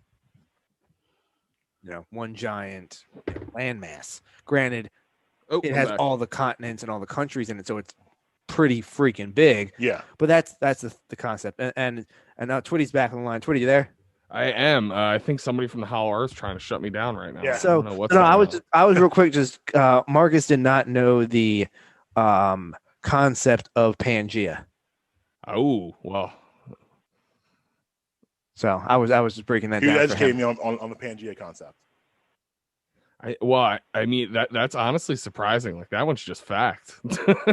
Yeah. Well, I mean, that makes sense. But I mean, the Hollow Earth thing, I have a hard time believing. 100%. I just decided to do it because I rewatched Godzilla King of the Monsters recently, and it came up in it. That's fair. We were also talking off the air during the break about some commentary you dropped on us regarding our break music. Dude, I'm a fan. That saxophone hits. That's all I'm saying. Claps. Yeah, people my kids, when they hear the show, they'll listen in the background, and especially the first song out of break. When that song hits, they'll stand up and start clapping like they're in church. They just stand up and just start getting after it. It is a diddly. It gets in your bones a little bit. It gets a toe tapping. Oh, for sure. Podcast is back, correct, this week? Yes, it is. This Friday, we're kicking off season 2. We're talking about Django Unchained, which is still on Netflix if you somehow haven't seen that yet, or just want to rewatch. I've never seen it, so I'm going to have to check it out. Oh, dude, it's such a good movie. Yeah. And surprisingly, like looking at the setting, You wouldn't believe that this is the one movie that Quentin Tarantino puts himself in and doesn't say the N-word. Right. And Leo, we talk about how big a fan Leo I am. So I'm excited to get after it. He is amazing in it, but really I think Christoph Waltz is the star. Like his dialogue, like as great as Jamie Foxx and Leo are in it, yeah, Christoph Waltz's dialogue is just top tier Tarantino work. All right, I'm in. I'm excited. Definitely. Let everybody know where to follow you at. Be sure to check me out on Instagram and Twitter at Ultron1321. You can follow the show at Twitty and the Brand on IG, at Twitty and Brand on Twitter, and make sure to like us on Facebook. Make sure to download the podcast every Friday. And barring another nor'easter, we will talk to you usual time next Tuesday. Yes, sir. All right, man. Take care. See you guys. So that was definitely a highly intellectual segment. Maybe the most intellectual segment we'll have on the show. I can't believe you never heard about Pangea. I've heard the. You probably just didn't. I probably didn't pay attention to it. I'm sure I've heard it, but I probably just didn't pay attention to it. Yeah, I was going to say you probably didn't put the word together with the concept. Yes. So how much time we have a break? We got about 5-6 minutes or so to break. All right, so let's get into the baseball team. Yeah, because I mean, listen, they are now doing things that you have to be like, okay, all right. Yeah, not Gregorius is back 2 years. But my thing is let me pose this question, because I've been extremely critical of this team, and I'm not, as you should, and I'm not letting them off the hook. As you should. They're not off the hook. But did they make the right moves, or did they get backdoored into can't miss moves that they have? Well, they got well, yeah, that's a great question, but they definitely backdoored. Let me rephrase that. Did they use their intelligence to make smart moves? No. Or did they get backdoored into decisions that just happened to benefit them? It just worked out that JT really wanted to be here. Like there's no doubt that he wanted to be here. And I think number 3 had something to do with it. Yeah. And I think that number 3 may have even said, me wanting to be here hinges on you, on this. Yeah, and you guys signing him. Yeah, I agree. So it worked. It even might have gotten to a point where number 3 reached out to him and said, listen, if they're going to come to the table, you come to the table? Right. Because it got to a point where, this is all speculative. Yeah. But JT had to feel some type of way about hitting the open market. No doubt. Obviously he's back. He said he wanted to be back, and I believe all that. Definitely. But there wasn't a point in time where he was sitting with it was just him and his wife, and he was like, "Yo, I hate these people." Well, yeah. I mean, you get to the point where like you know your value and you know what you bring to the table. I mean, and then the people that you're negotiating with don't see your value as the same, and like that's what it starts to feel like. It doesn't, like when it starts to take a long period of time. It's like, wait, why? I want to be here. I know what I want. Why am I not getting this? All I've done, because like JT Realmuto has lived up to everything he was told he was coming when he came here. He is the best catcher in baseball, offensively and defensively. So, there's a sense of, why are we still having conversations about this? You guys need to pay me my money. And then it got to that weird point where like you heard all those rumors coming about, like are the Phillies gonna, like you had Middleton talking about how he lost all his money, and you see the writing on the wall, and you're like, are they really gonna let him walk? Is this gonna happen? And I totally agree they backed in these moves, but the moves may happen regardless. And like for the act of the fan base and the morale of the team, had to happen. It had to happen. You had to make this stuff happen. I agree, it had to happen, but just because it had to happen, like I said, did things fall to them? Yeah. Or did they just happen? They didn't proactively go out and make things happen. Yeah. Things fell in their lap and they said, well, can't miss this one. Yeah. So they're not off the hook. No, not at all. Not at all. And I mean, I more so push this towards Middleton because the new the president of Dave Zombrowski, I think his name is. Mm-hmm. he's too new for me to blame him right now. Right. So this is not like, I understand he's the one that's making the decisions right now. Right. But he's not the crux of our argument right now. It's everybody else that's still in that front office. Right. And he has a resume that, like, you want to give him a little bit of time. But they're basically, if you look at it, they're basically bringing back mostly the same team we saw last year. Yeah. Like, no major changes. But if you ask me, that team underachieved. Like, they should have been much better offensively, especially, than they were. And, you know, I want to ask you a question. I know we're getting ready to go to break, but I want to follow up with this conversation is, and I have a baseball one for you as well. Okay. Since we're talking baseball. Because the East is stacked now, man. Yeah. They're loaded, the East. And, like, you got to ask the question, you know, is it a realistic expectation for this team to make the playoffs? No. And, like, you know. I mean, I know you said, but the short answer is no. And, like, yeah. The Phillies had the 5th highest scoring offense last year. Yeah. And they're wildly inconsistent.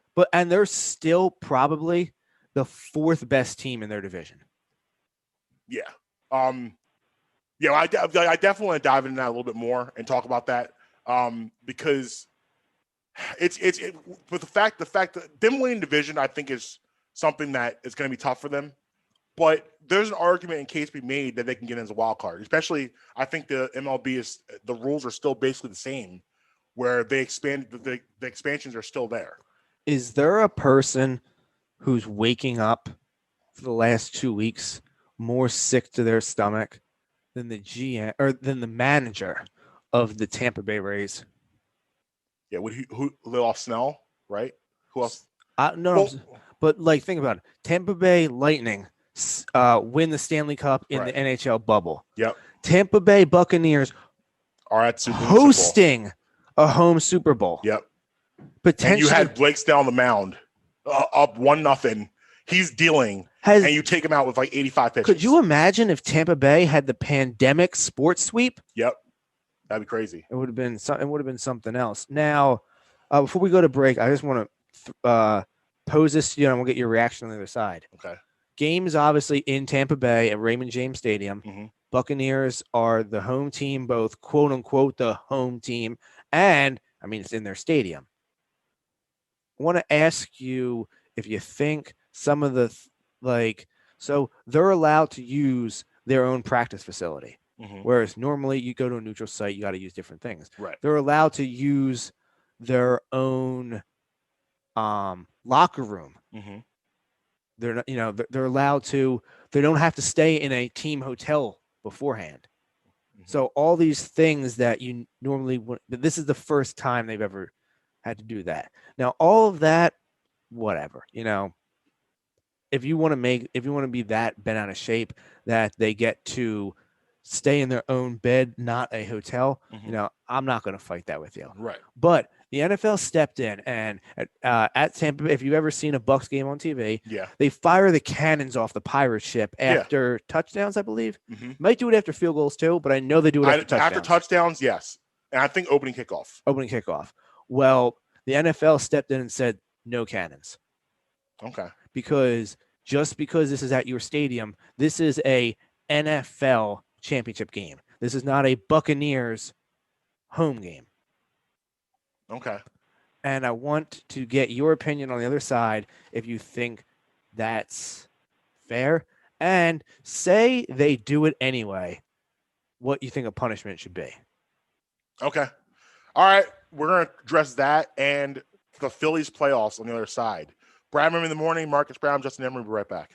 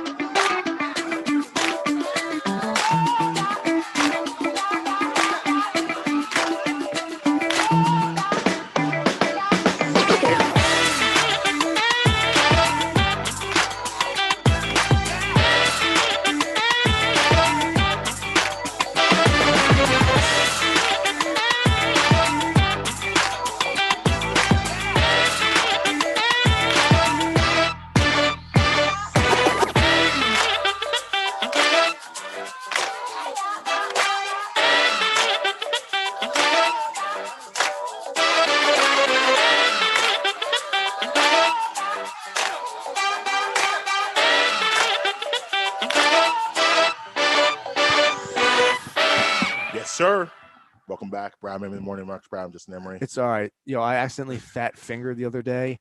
Lillard 40+ points.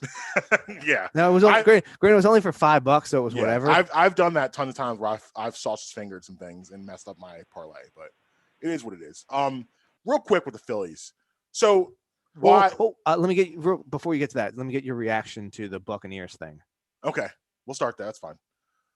So first of all, I think if the NFL has not been, there's been time in history that we've had a chance to have a playoff team play in their own stadium in the Super Bowl.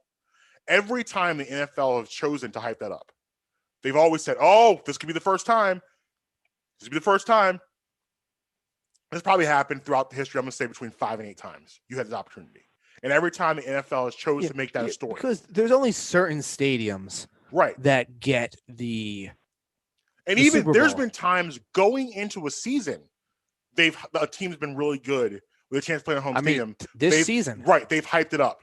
So if you're going to hype this up and make it a story, well, then I think the home team should then get all the pomp and circumstances. Like that. I feel like that should be like, if you are able to do that, you should be able to get all the advantages of that. And I personally I don't see it as an issue for them setting off, the cannons in their stadium, but it's their stadium. And they have, and honestly, like Tampa Bay has run the gauntlet of the prestige 3 road games to get to their home stadium. They took the hardest road possible anyway. So I feel like you deserve all the perks. You get all of it. And if you didn't want this to happen, and if you didn't want this to be a story, then you should not have made this the story. But once you make it the story, I don't think it's anything. It has nothing to do with it being a story. They're saying that the Cannons are too much of a home field advantage for a game that's supposed to be an exhibition game. Well, let me rephrase. Neutral site game. Yeah, no, I completely disagree. We have earned the right to do this. This is special, so let's make it different. Let's make it special. But here's the thing. But it's. Do you think the Chiefs care if the cans go off? Do you think it's going to affect anything? Because even the fact they're playing their home stadium, it's still going to be mixed fans. Well, that's what I was going to say. It's not going to be. You're not going to have all Tampa Bay State fans. No, It's going to be mixed fans. It's going to be people from every all over the team. country. Like that's how it's. When you go to a super, it's the same thing. Have you ever attended? Did you attend the draft when it was here? No. So, have you ever attended a major NFL vet or any pro sports? I've been an all-star game. Okay, so it's saying that you see literally every jersey, everything represented. Yeah, absolutely. It's not a contingency of every team's there. Absolutely, there's fan base. There's fans from every fan base. Right. So that in itself, there's no major advantage there. So who cares about the Cannons? I don't feel like if the Eagles were fortunate enough to play a home game at Link, I want to hear the horn. But I feel like we deserve that. Like we aren't this is something that's never happened before. So let's make it a little different. Because what is the point? When I say they made the story, I don't mean it was a story. I mean they made it the story. Like they hyped this thing up huge forever. This has been they have a chance to play in their home stadium. Well, then if you don't want that energy, then don't make it the story. You've made it the story. Don't do that.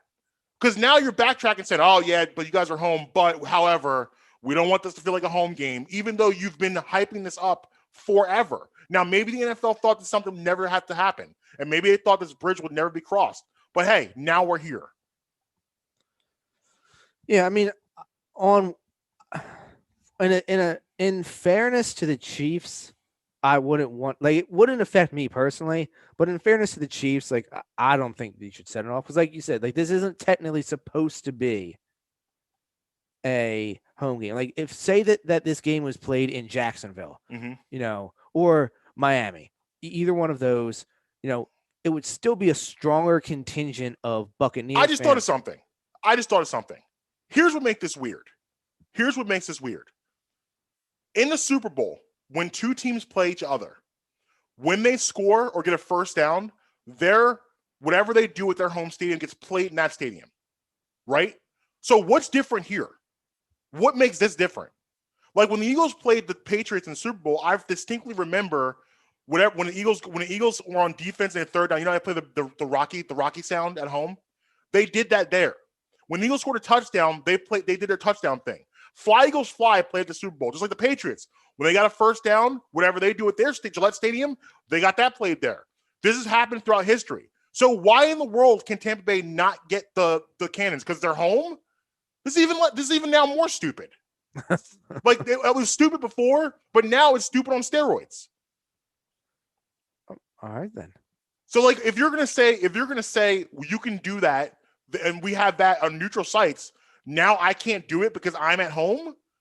No, this doesn't make any sense because you're gonna do all the other stuff we do. Like Kansas City, whatever they do at Arrowhead, whatever their first down music is, when they're on defense, whatever they do on third down, whenever they score a touchdown, whatever their music is, that will be played at Raymond James Stadium. Yeah. So why can't we sell? I don't know. Like I'm taking your word for it. Yeah. So why can't we sell off the cannons? What's the problem with the cannons now?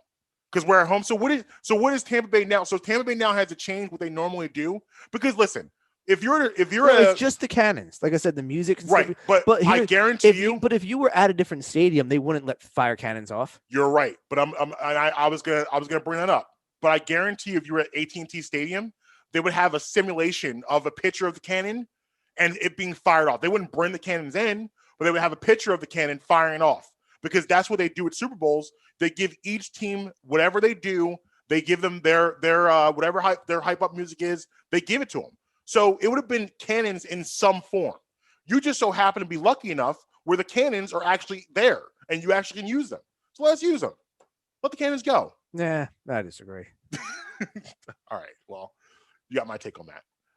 I mean, one person I heard complaining about it on the radio was saying that they should move the Super Bowl to Kansas City because Kansas City won 14 games and Tampa Bay only won 11. I don't want to address that because that's too dumb of a concept for me to comprehend right now. But to put a bow on it, I'm all right with them not using the cannons. But about the other stuff, not staying at a hotel, and what do you want them to use? Yeah, you shouldn't be forced to do that anyway because I'm home, so I'm going to sleep in my bed. Yeah, a lot of times, like for example, the Eagles, the night before the games to link, they all stay at the hotel at the Naval Yard. Makes sense. So a lot of times, the night before the games, even the home team, they'll all stay at the team hotel and then take the team bus there. So the players all get there at the same. Now they don't do it every single. You have a team breakfast. And, it makes sense. Now, like I said, they only do that usually the night before the game. But like all the other stuff, I don't really have a problem with the other stuff. Yeah. All right. So but don't fire off the cannons. I'm all right with that. Fire off the cannons. Who cares? Do not fire off the cannons. Fire them. Do not. On the other side, I want to get back to the Phillies before we close out today, and talk about their realistic playoff chances. Or lack thereof. Brad Memory in the morning. Marcus Brown, Justin Emery. We'll be right back.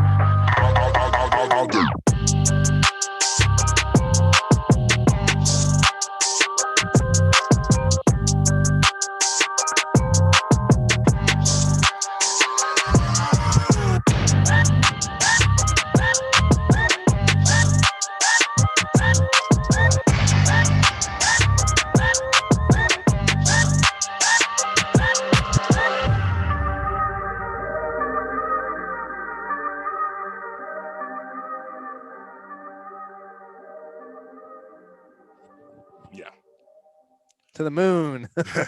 Bradman in the morning, Marcus Brown, Justin Emery. So Phillies playoffs chances or lack thereof. I don't think they have a shot to win a division. I think the Mets are better. I think the Braves are better. The Marlins are pretty good. I don't know if they're better, but they're pretty good. And the Nats are always there. So the division's gonna be tough. However, you can make an argument with the expanded playoffs that they could be a wild card team. I mean, if you look at the Phillies the past couple years, they should have been wild cards the past 2 years. They've collapsed, almost historic proportions collapsed, not to get in the playoffs. Right. So, you're bringing back the same guys. Now here's for me a key. We talked about Rhys Hoskins the other day. Listen, man, I'm going to need more out of 2-7. Nola, I'm going to need Nola to really break. Like, Nola, to me, I'm not convinced that he's an ace. Because, like, I hold ace standards by big games. And Nola has, to me, not been the greatest big game pitchers. When there's been expectation on him, I feel like he has not lived up to expectations when it came to big. And he's burnt out down the stretch the past 2 years. Nola can be dominant at times. No question he can be dominant at times. But is he an ace? Is he a 1? I think he's on the low ends of the 1. Or depend. Like, here's how. How they always have, like, if you're grading A, B, C, like in school, then you got like the B plus. Like, where's the difference between the B plus and the A minus? Yeah. Like that is such a small thing. Yeah. So I mean, I think he's a very high end 2 or a very low end 1. And then also, like, what's going on with the back in your rotation? You got Wheeler and Nola up front. Yeah, I don't. And then you're going to try the Vinny Velasquez experiment again. Yeah, no, I'm out on that. And then I think they're bringing back Eflin, who's okay. And then they have a bunch of guys they're going to try to see. Now, maybe Spencer Howard comes up this year. Maybe you get him come up. Maybe he gives you something. They have a couple other guys in the minor leagues that maybe could be guys that give you some help. But the pitching really, like, listen, baseball to me, it will always be about pitching. Because when you get to the big games, you got to have it. It doesn't matter how well you rake. You got to have the pitching. Like, there's rare examples where you can outslug teams. Like the 2008 Phillies, they outslug teams. But usually that's rare. Pitching dominates in the playoffs. But you still had your ace. Cole Hamilton was your guy. Yeah. And even though you had the Brett Myers, the Jamie Moyers, those guys like that, you had Hamels have an unbelievable playoff to get you that championship. Yeah. So now we only got like 2 minutes before we get out of here. Yeah. You hear about what happened with the start of the baseball season? They want to move it back, right? Well, so no, it's starting on time. Okay. Because MLB offered to push it back to, I think, like mid-March they were going to start start spring training. Basically cut out the month of April as far as playing games, but then cut out some of the off days throughout the course of the year. They were going to make it 154 games, but pay the players for all 162. Okay. Players said no. So they don't want to get paid for 8 games not playing. I don't really know the reasoning why. They just came out and said no. They said free money? Nope. So baseball turned around and said, okay, you know what? Spring training starts at normal time then. Good, as they should. I feel like these the players union in baseball players are the most spoiled. Well, I was going to say they're really starting to push people away. Yeah. When baseball, it is like, it started last year during the pandemic, and it's rolling over into this season too. I love baseball as you do also, but like I also can admit baseball does a lot of things to deter people and turn people away. Yeah. I know we have a couple minutes left. I just want to real quick mention the passing of John Chaney a couple days ago. Me growing up, I'm 40 years old. I was a major Temple Owls basketball fan in the late 80s and the 90s, that run. John Chaney, to me, is one of my favorite coaches of all time. The things he did for players on the court and off the court are absolutely remarkable. Guys graduated that wouldn't normally graduate, took guys out of terrible situations. Eddie Jones was homeless when he was recruited by John Chaney, brought him up here to Philly. And John Chaney recruited the guys that, I'll put it this way. He recruited the guys that the big major blue blood schools were afraid to recruit. No matter how talented they were, they wouldn't touch him. And John Chaney brought him here and made him great. He made that Temple program incredible. The legendary matchup zone, the Elite 8 runs, it hit hard with John Chaney, like I said, because of the fact of my childhood was spent Temple Owls basketball. For me, it was Phillies, Flyers, Sixers, Eagles, Temple Owls basketball. But rest in power, John Chaney, 89 years old. You will definitely be missed. But we're going to go ahead and get out of here. Follow me at Marques be tweeting everywhere. At Justin Emery on all platforms. Hit me on Twitter if you want a response. Facts only. At Bradham Emery Pod everywhere. Until next time, you can be with us, you'll be against us, but you're never going to stop us. Late.